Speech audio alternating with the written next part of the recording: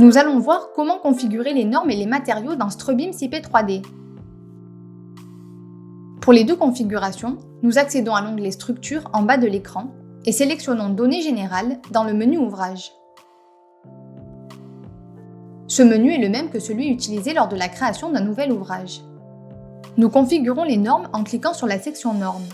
La fenêtre Sélection de normes s'affiche où nous choisissons les normes associées aux éléments béton, acier formé à froid, acier laminé, bois et aluminium. En ouvrant le menu déroulant, nous pouvons sélectionner la norme que nous souhaitons attribuer à chaque élément. Nous allons configurer les matériaux de notre projet à partir des sections profilés et béton armé. Nous définissons le type d'acier des profilés métalliques via les menus déroulants acier laminé et acier formé à froid. Seuls les types d'acier des normes sélectionnées y sont affichés. Nous pouvons également créer un type d'acier personnalisé à partir de la bibliothèque des types d'acier de l'utilisateur, qu'il soit laminé ou formé à froid. Nous le créons en écrivant la référence pour l'identifier et sa limite élastique. Puis, dans Données pour le calcul des liaisons, sa limite de rupture et le coefficient de corrélation pour les soudures en angle.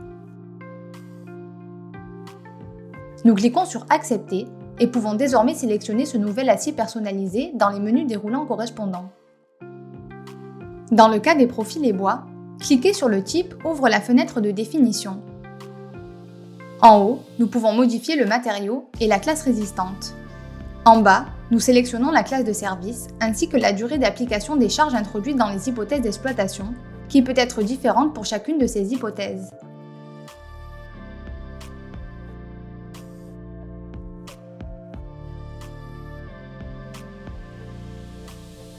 Dans Aluminium, nous sélectionnons l'alliage et l'état de dureté à appliquer aux éléments en aluminium.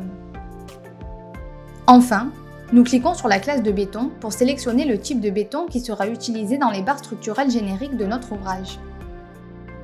À droite, dans la section Béton armé, nous indiquons le béton pour poteau, pour poutre de plancher et pour éléments de fondation.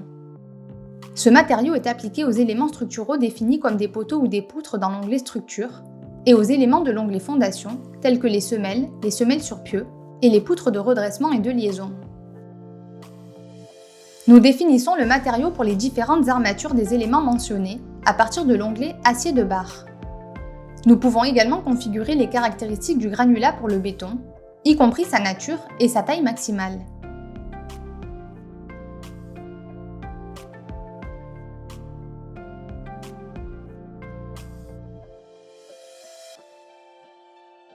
En dessous, nous modifions les enrobages des armatures mesurés depuis le périmètre de la section en béton jusqu'à la surface des barres, à la fois pour les éléments poteaux, poutres et fondations.